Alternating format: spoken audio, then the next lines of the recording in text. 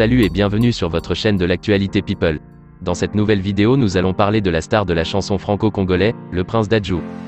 Dadju a été élevé dans une famille de musiciens, son père était un chanteur du groupe Viva la Musica de Papa Wemba et sa mère lui a enseigné les chants traditionnels. Il découvre la musique avec son frère, Maître Gims, en l'accompagnant au studio et en enregistrant quelques morceaux. Encouragé par son entourage, il fonde son propre groupe de rap, The Shinsekai, avec Aboultal, avant de se lancer en solo. Enchaînant les succès, Dadju a réussi à se faire un nom dans la pop urbaine, faisant de lui l'un des rappeurs français les plus fortunés. Découvrez à combien s'élève sa fortune. Dadju, de son vrai nom Dadju Juna Nsungula, est un rappeur et chanteur français d'origine congolaise. Inspiré par le parcours de son frère Gims, il se lance également dans la musique. Il s'est fait connaître en 2012 par le biais du groupe de rap The Shinsekai qu'il a fondé avec Aboultal. Leur premier et unique album Indéfini, sorti en 2016, rencontre le succès. Ce dernier se classe dans le top 10 des albums les plus vendus en France la même année. En 2017, le groupe se sépare et Dadju entame sa carrière en solo. Pour sonder ses fans, il commence par mettre des extraits de ses morceaux sur les réseaux sociaux, notamment sur sa chaîne YouTube et sur Instagram. Le public est plutôt réceptif à sa musique. Profitant de cette aubaine, il lance son album Gentleman 2.0. La chanson Reine est particulièrement appréciée sur YouTube. C'est le début du succès pour le jeune artiste. En ce qui concerne sa vie privée, Dadju est marié et a 3 enfants. L'identité de sa femme est gardée secrète par le jeune artiste.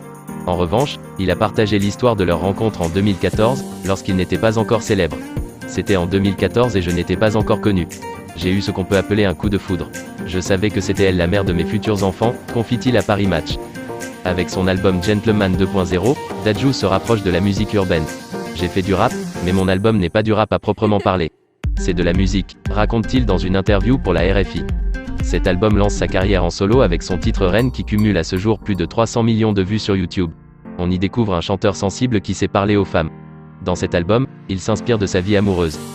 Il renouvelle son exploit avec ses albums Poison, puis Antidote sorti en 2019, réédité en 2020 avec l'intitulé Poison ou Antidote. Cet album est certifié triple disque de platine. En 2022, il sort son 3e album Kelinan qui est également un succès. Tout au long de sa carrière, Dadju a multiplié sa collaboration avec d'autres rappeurs, comme Gims, Gazo, Ronicia ou Chris Brown.